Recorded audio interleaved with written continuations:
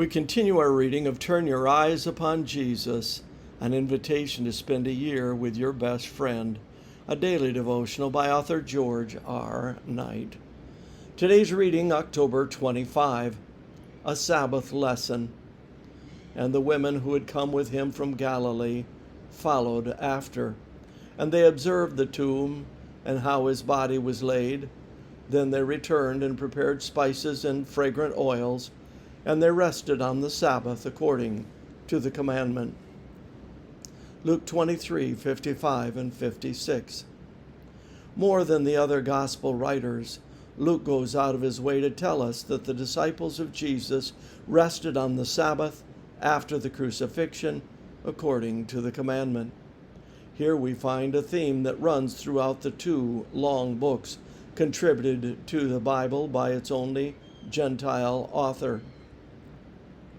One might have expected such comments from a person such as Matthew, who is writing for a Jewish audience.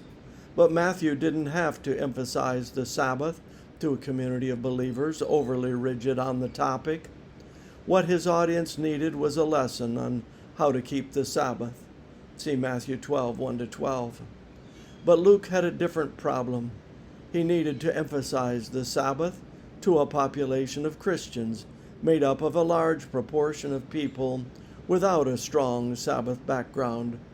As a result, he highlighted the fact that Jesus' followers faithfully observed the first Sabbath of the Christian era, and in the process, Luke makes it explicitly clear which day he was talking about.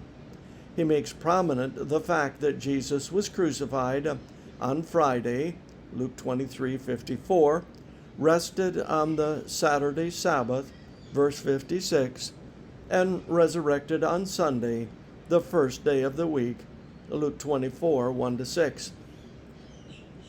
It is not an isolated case of Luke's interest in the one commandment that begins with the word remember, Exodus 20, verse 8.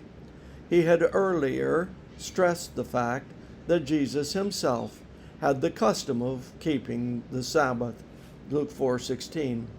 That, of course, one would expect, since Jesus was Jewish, but the statement about the disciples rested on the Sabbath makes it clear that Christ had given no instruction to the contrary during his earthly life. Luke's purposefulness in highlighting the seventh-day Sabbath continues in the book of Acts, in which he consistently presents the apostles as worshiping on the Sabbath rather than Sunday. See, as an example, Acts 13:14 and 42 and 44, and Acts 17:2 and Acts 18:4, even when there are not enough Jews to form a congregation. Acts 16:13. Luke the Gentile was inspired to present Sabbath keeping in a way that the Jewish authors of the New Testament never did.